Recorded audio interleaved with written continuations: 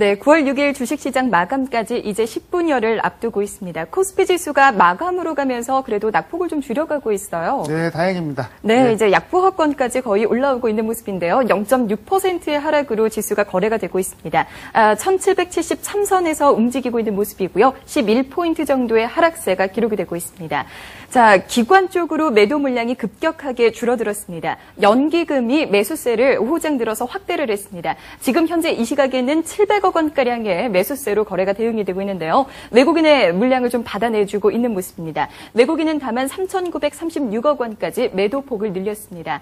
개인이 오늘 순매수로 맞대응을 했습니다. 오늘 장에서 4,600억 원 정도 순매수세를 기록을 했습니다.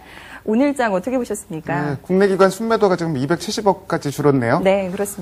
아까 좀 전에 제가 말씀드리면서 오늘 장은 그야말로 기관 노름이다 이런 말씀을 드렸습니다. 오전에 기관이 적극적으로 매도를 하면서 장세 낙폭이 커졌다가 매도가 규모가 줄어들면서 다시 좀 그 낙폭을 줄이고 오후에도 지금 비슷한 양상이 전개되고 있는데 이 얘기를 뒤집어서 얘기하면은 그만큼 시장에 내성이 생겼다. 급매물은 많이 소화가 됐다. 이렇게 볼 수가 있습니다. 그리고 전체적으로 뭐 최근 이틀 동안 지난주 기준으로 해서 주식형 펀드는 이틀 순유출이 됐는데 그건 장이 지난주 반등했으니까 그랬던 거고요. 전체적으로 자금은 지금 많이 들어와 있습니다. 그래서 수급 여건도 상당히 좀 양호한 편입니다. 그렇지만 아직까지도 좀 조심스러운 게 내일부터 본격적인 이벤트가 시작되기 때문에 물론 지금 주식을 적극적으로 매도할 시점은 아니지만 아직은 이벤트 결과를 조금 더 지켜보자. 좀 이런 말씀을 좀 드리고 싶습니다. 네, 센터장께서도 아직까지는 좀 조심스러운 관점을 견지를 하시는 그렇습니다. 거죠. 네. 그렇다면 김광석 전문가는 어떻게 보고 계실까요? 바로 연결해서 의견 들어보도록 하겠습니다. 전문가님 안녕하십니까? 안녕하세요. 예, 안녕하십니까. 김광석입니다. 네. 그래도 막판으로 가면서 연기금이 매수세에 가담을 하면서 지수가 낙폭을 줄였습니다. 오늘 장 어떻게 평가하십니까? 자, 그렇습니다. 막판에 낙폭을 줄이고, 현재 캔들이 조금 종합주가지수는 양봉을 현재 출현하고 있죠. 이 부분은 매우 좀 다행스럽다. 이렇게 판단하고 있습니다. 현재는 기술적으로 좀 하락하고 있는 국면이죠. 조정이 진행되는 구간이다 보고 있습니다. 이 부분이 좀 더 이어질 가능성이 있겠고요. 자, 여전히 글로벌 시장에 있어서 물론 금 가격이 조금 일시적으로 음봉이 출현되고 있습니다만 아직도 추세적으로 봤을 때는 안전자산이 어떤 선호가 이루어지고 있는 상황이다. 이래 봐야 될 것 같고요. 현재 어떤 의미 있는 바닥점에서 나타나는 캔들이 지금 나와야 될 것 같습니다. 기술적으로 봤을 때는요. 일단 우리나라도 마찬가지로 양봉이 좀 출현돼야 될 것 같고요. 지금 출현되고 있습니다만은 또 미국 시장은 마찬가지로 오늘 지금 S&P 선물이 상당히 안 좋은데요. 2.5% 이상 빠지고 있는 걸로 보는데 일단 그 시가가 빠지고 난 뒤에 양봉이 출현되는 게 굉장히 중요합니다. 우리가 저점에서 양봉이 출현되느냐 안 되느냐가 우리 바닥을 확인하는 1차적인 조건이 되거든요.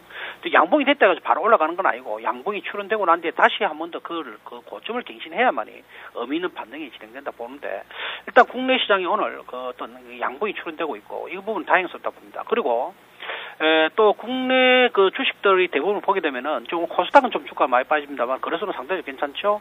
업종 대표주들 삼성전자, 현대차, LG화, 호남수교 이런 수많은 업종 대표주들이 지금 오늘 강세를 나타내고 있습니다. 물철강주도 포함되고요.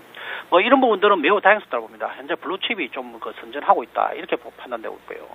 그리고 다음 주가 이번 주죠. 이번 주 선물 옵션 만기인데요. 저 만기 손익구조 차트를 보니까 외국인들이 222포인트 이상에서 이익이 나는 구조로 되어 있습니다. 그리고 이제 보통 3대 이제 메이저들이 좀 매매를 하는데 증권회사 같은 경우에는 지금 255 아래로 이익이 나도록 되어 있습니다. 그러다 보니까 아마 외국인들의 포지션이라든지 또는 증권회사의 포지션을 봤을 때는 아마도 직전 저점을 이탈하는 그런 모습은 아닐 거로 봅니다. 선물 옵션 만기와 관련해서는요. 그렇게 말씀드릴 수 있겠습니다. 만기 영향력은 일단 없는 걸로 보시고요.